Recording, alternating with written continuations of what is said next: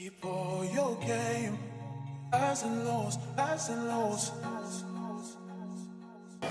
Hey guys, I've been wanting to do these woven cutting boards for a while, so in this video I'm going to show you how to make them.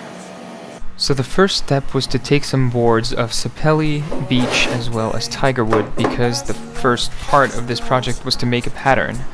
So the first thing I did with those was to cut strips of about 20 millimeters in each type of wood.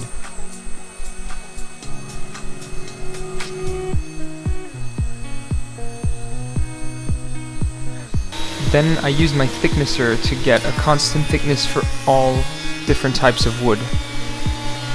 There goes the beech.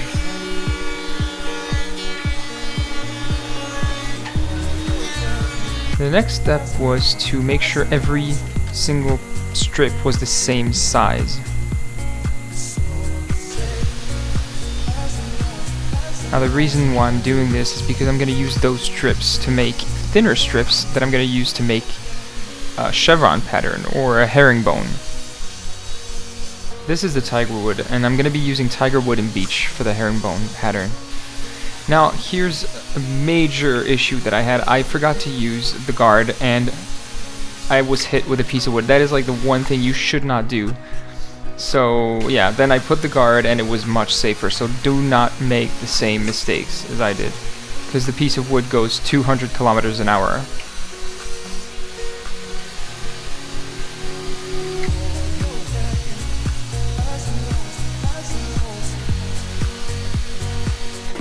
Then I used the guide, but not for the same reasons that you would use it normally. So I used the table saw to make a 45-degree angle. That way I could make my herringbone pattern.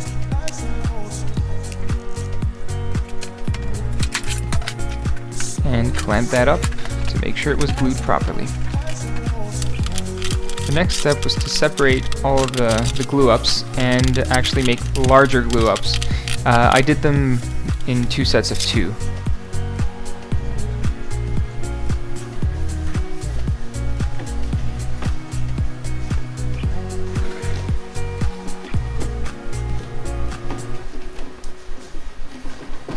The next step was to hot glue a sort of corner piece to put on the 45-degree angle. That way I could clamp in all 3 directions, because it's quite hard to clamp something that's 45 degrees. And it worked like a charm. As you can see, not the most beautiful setup, but if it works, it works. Okay, then I removed all of the end bits of that sort of pattern that I made. That way I could cut strips of that using the same tools that I did earlier, and obviously not forgetting the guard, because that is the most important.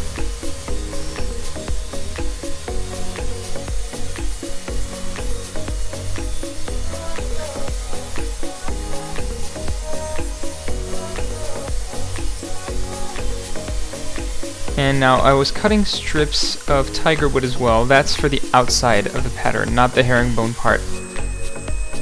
Same for the sapelli.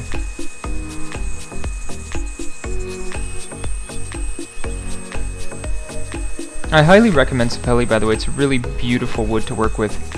And the final strips, which were with beech, that I actually recycled from the tensegrity table that I made a few weeks back. And again, using my thicknesser, got everything to the right size.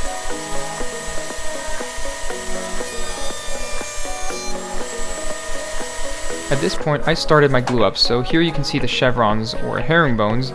I'm using sapelli on the outside because I used tiger wood and beech on the inside. Then there's tiger wood on the outside again, and beech for the final layer.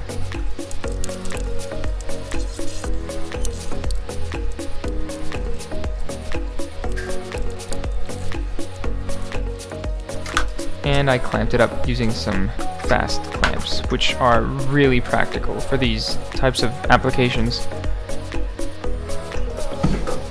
Okay, so I made a few of those. I'm gonna reuse some for the next projects, but for this project I'm only making one cutting board.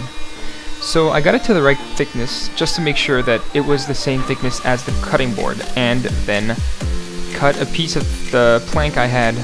So this is beech as well, and that's basically the cutting board's body. Now I sanded down everything to get good adherence with my double-sided tape that I'm going to be using quite soon. Now I superposed both planks at this point, which is why I'm using double-sided tape.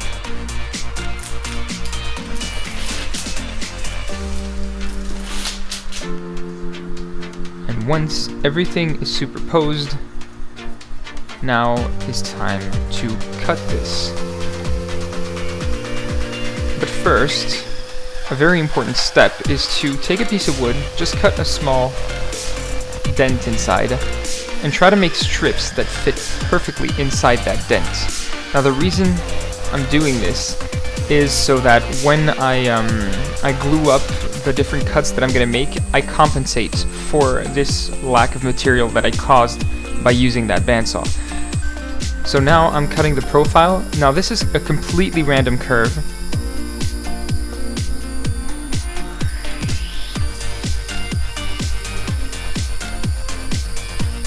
And now that it's cut, I just have to split them apart and simply switch the two halves. And obviously, since they were cut at the same time, they fit perfectly, so it's very easy to make. Okay, the next step was to do that glue up I was talking about, and I'm gonna put a thin layer of sapelli in between to compensate for the loss of thickness that I had from the bandsaw.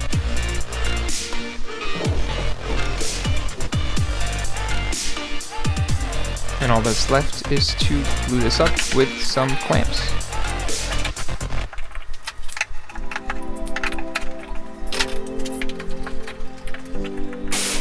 I sanded down everything, even used the planer at times, and then superposed the two planks. And as you can see, I'm doing another completely random cut.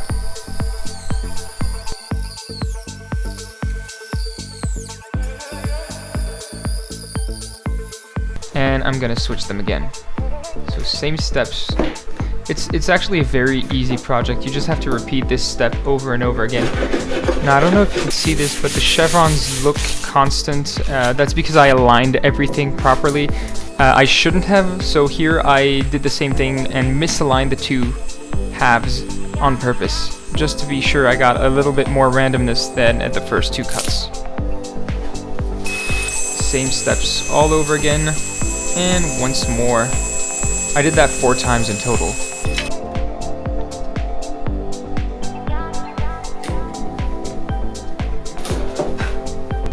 Now as you can see, doing this created another board that I'm not using, so I took another piece of that beech board and decided to make another cutting board with that extra. And now I'm just removing the extra material just to make them clean, thicknessing them to get them really even, nice and even, and they look absolutely beautiful out of the planer. Then I took my MDF frame, put the board down, taped it up to make sure it wasn't gonna move, and then I used my trim router with a triangle base to make the groove.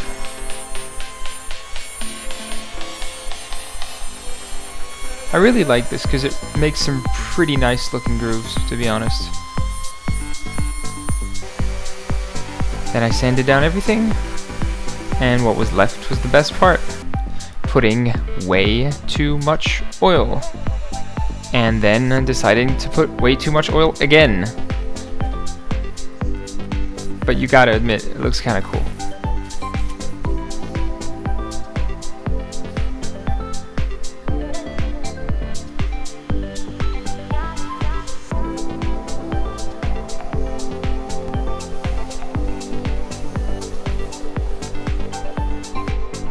After oiling this up, the final step was to add the friction feet to the cutting boards.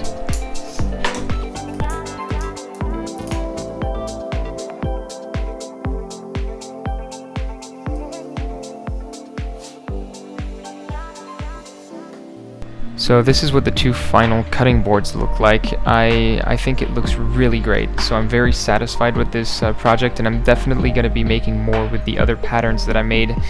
So stay tuned for some variants of this cutting board. I'm going to be releasing another video of cutting boards before Christmas, and in the meantime, if you enjoyed this video, please feel free to subscribe and click the bell. It really helps me grow the YouTube channel, so that is great. So thanks for watching, and see you guys next time.